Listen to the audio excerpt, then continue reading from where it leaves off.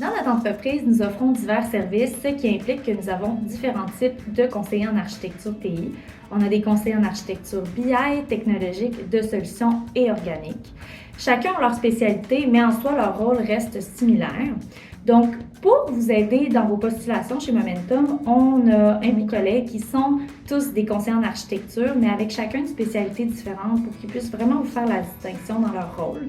Donc, on espère vraiment que ça va pouvoir vous aider. Jean Lacroix. Moi, je suis architecte en informatique depuis plusieurs années. Ça va faire 30 ans cette année. Je suis dans le domaine des technologies d'information. J'ai eu la chance de réaliser plusieurs rôles dans ma carrière, à partir tout simplement de technicien jusqu'à aujourd'hui vraiment architecte dans le domaine entreprise, je veux dire au niveau entreprise. Le rôle d'un architecte en TI, de façon générale, on peut le mettre en lien ou en image avec un architecte en bâtiment. C'est vraiment identique en termes de démarche, c'est-à-dire de prendre le besoin d'un client, de bien écouter ce qu'il veut, de bien écouter à quoi il pense que ça devrait ressembler, sa solution, de la dessiner de façon conceptuelle, imagée, pour lui montrer le résultat attendu et savoir si ça correspond à ses besoins. Une deuxième étape, l'architecte, ce qu'il doit faire, c'est qu'il doit être absolument multidisciplinaire. Parce que c'est la même chose que dans un bâtiment. Il ne faut pas juste connaître à faire un dessin. Il faut connaître les structures, il faut connaître les différents métiers, je dirais technologiques, donc les données, les infrastructures, la sécurité, pour s'assurer que l'architecture qu'on développe et la solution, dans le fond, le résultat, va être conforme aux attentes du client. Dès qu'on met certains mots après le mot architecte, on vient de définir un paramètre ou une portée différente.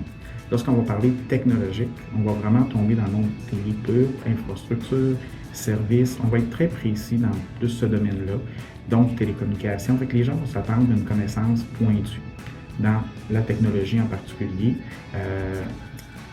On va retrouver ensuite aussi des spécialistes sous un architecte technologique.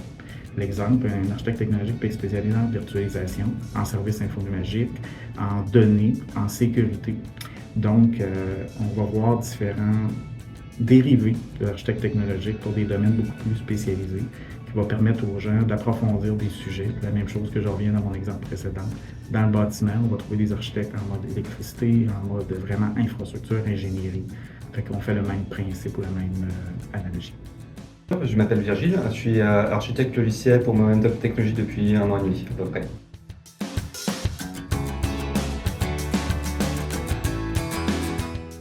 Alors, un architecte en TI, c'est comme un architecte dans le bâtiment, donc c'est-à-dire c'est quelqu'un qui doit préparer les débuts de projet, doit suivre aussi les projets tout le long du développement du projet ainsi que de l'entretien en général.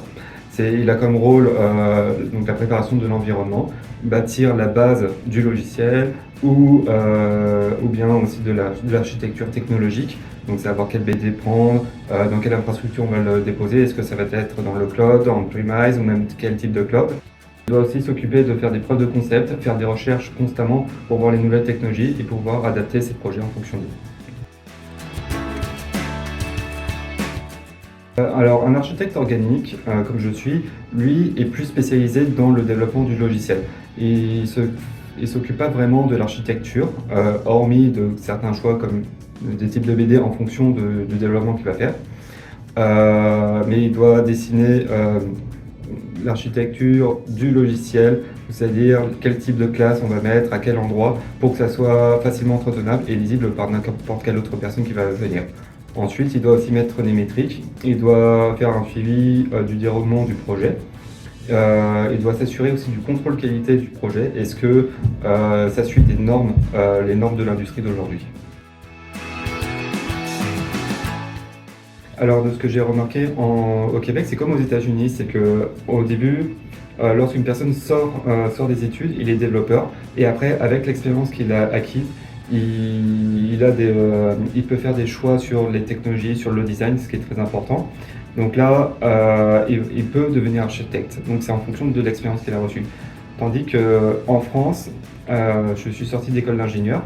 Là-bas, on nous apprend directement à s'occuper des tâches d'architecte. Donc il n'y a pas vraiment de rôle d'architecte en France. On nous met directement dans le bain en faisant les choix d'environnement, les choix de design directement. C'est que, hormis dans les grosses entreprises où on est très accompagné, dans les startups en tout cas, on a le champ libre pour faire le travail, donc on doit savoir tout faire directement nous pitch le rôle d'architecte.